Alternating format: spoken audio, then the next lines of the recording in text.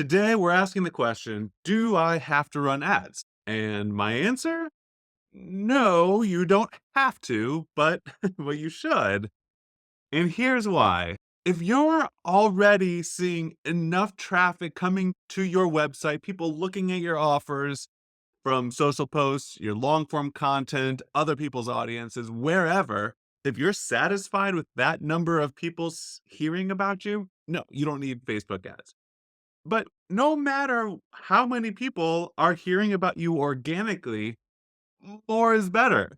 So that's exactly what Facebook and Instagram ads do. That's what I'm talking about. When I say ads, I'm generally talking about Facebook and Instagram ads. You could also choose to do Google, LinkedIn ads, whichever is most appropriate for your business. But those ads, they bring new eyeballs onto you, onto your offers, onto your lead magnet. And the more people that see your lead magnet, end up going through your email nurture sequence. The more people who go through that end up seeing the content that you email out.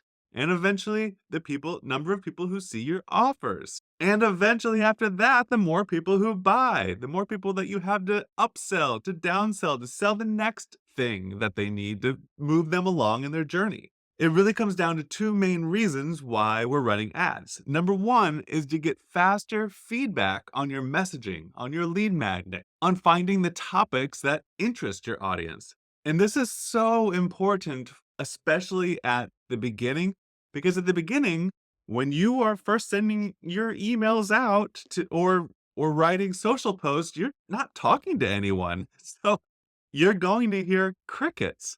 It feels a lot better getting some sort of feedback. It feels like momentum, and that feedback is utterly important information for your business because whether we're talking about people doing the call to action or they're just engaging with your posts or they're writing back in your emails, that tells you what to do more of. And your lead magnet. I have had lead magnets that get literally 0 people to download them. I can offer something that is that I think is valuable, and I can put it out. I can run a Facebook ad to it. I can pay money to show it to people, and no one has bought it. That has happened, and that is information. That is saying do less of that, and you need to experiment to try something else. And finding the topics that your ideal clients are interested in because you probably know how to help people, but it's really finding what gets them to stop and pay attention is it's kind of a different beast. And running a Facebook ad with a certain topic or trying different topics tell you how to can tell you what to do more of. And the second reason why we're running ads is to grow faster. This is obvious that if you get more people onto your email list, more people going through your funnel, then eventually you're going to be making more sales. On that first point of getting faster feedback, there's really a lot to it. So first of all, it gets your lead magnet into the hands of more people faster. So more people are experiencing the type of work that you do. They're not just hearing your marketing. They're not just hearing about your social posts or your emails. They're not just hearing what you're talking about. They get to see what you do. Next, you're learning what topics your audience is interested in. You may help people lose weight, but there's a lot of ways of approaching that topic. So you could be talking about different types of foods. You could be talking about macros. You could be talking about late night snacking. You could be talking about the struggle of their relationship with food. All of those they're different topics. They're going to get some people to be attracted to it and other people not to be attracted to it. So you get to learn which of those topics are drawing in the people that you want to be drawing in. And that is just you're trying out messaging. That is messaging. You're trying different things. And definitely the most important thing when you are first starting out is that by running an ad, it gives you people to talk to. Every single business owner, every single coach has started out with 0 people on their email list and 0 followers. And this gives you someone to talk to.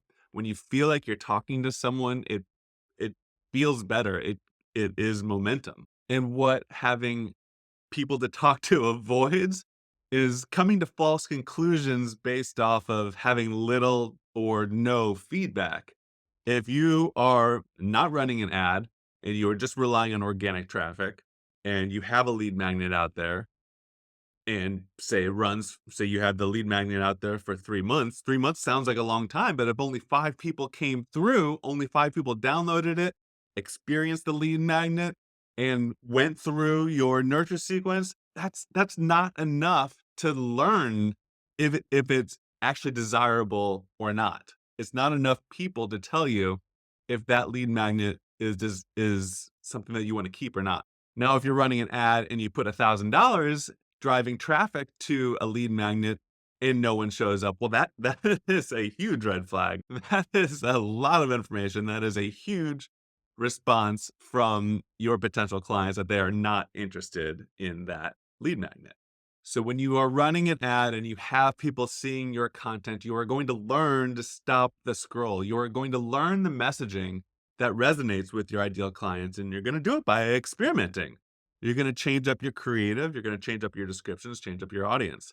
Creative, when I say creative, that is the image, the video, could be carousel. It is whatever visual representation is in the ad, and you want to try different formats, like different image versus video versus carousel. Each of those could be more attractive than another. And no one can tell you which is going to be best for your audience because you just have to learn by experimenting.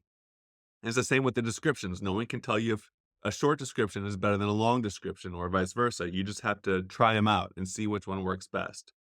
And your audience, you're going to make your best guess as to how to find your ideal clients using Facebook's targeting. But in the end, you're going to have to experiment to find which one is drawing in the right audience that are the people who you can help. You should be aware of this order of attention that, and you're going to learn this through your experimentation, but it's the creative that is going to stop people from scrolling. That is the very first thing that they see. People are not on Facebook to go look at ads. I do that. I recommend that you do that too. If you're looking for ideas on what type of ads look good, go see what ads are out there. You can also use the Facebook ad library. Every ad that is running right now, you can go see. I always get there just by Googling Facebook ad library and it comes up. You can type in someone's profile name and you can see what ads they're running. But it is the creative that first grabs people's attention. And then that, if they find the creative interesting, then they will go look at the description. After they read the description, if it's compelling, then they will go do the call to action. So when you're looking at your metrics of your Facebook ad, you can see where along this order of attention people are getting stuck and they're not progressing to the next step. So back to the second point about why we're running Facebook ads in the first place is that we want to grow faster. To grow, that takes trust with our audience, and trust takes time. With more people on your list for more time, eventually you will get the clients that you need. There's more people on your list because you're directing people there from your Facebook ad. You're paying for those eyeballs. And people are going to be on your email list for longer because you are nurturing them.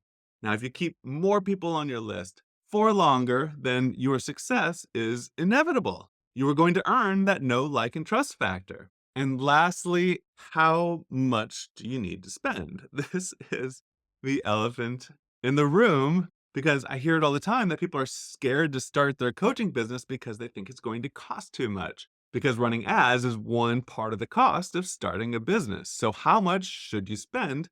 And I have to give you the business school answer is that it depends.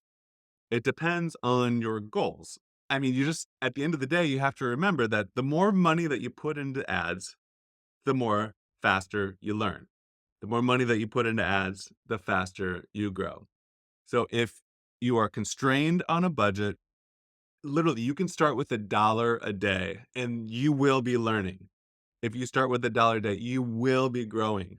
I mean, think about the alternative that if you have zero ads, $0 a day, and you are just relying on your organic traffic. And also, running ads is a skill. You are building a skill in yourself that is going to pay out for as long as you're running your business. So use Facebook and Instagram ad spend as gasoline. You got to fuel the fire. By investing in ads, you're learning faster, you're growing faster. So, should you be spending money on ads? My answer is yes, at least a little. That's all I have for today. If you're looking for help with your Facebook ads, I can help. You can set up a free mini session on my website, bjbutler.com. I can teach you how to set up the ads, or I can actually run them for you also. I'll talk to you next week.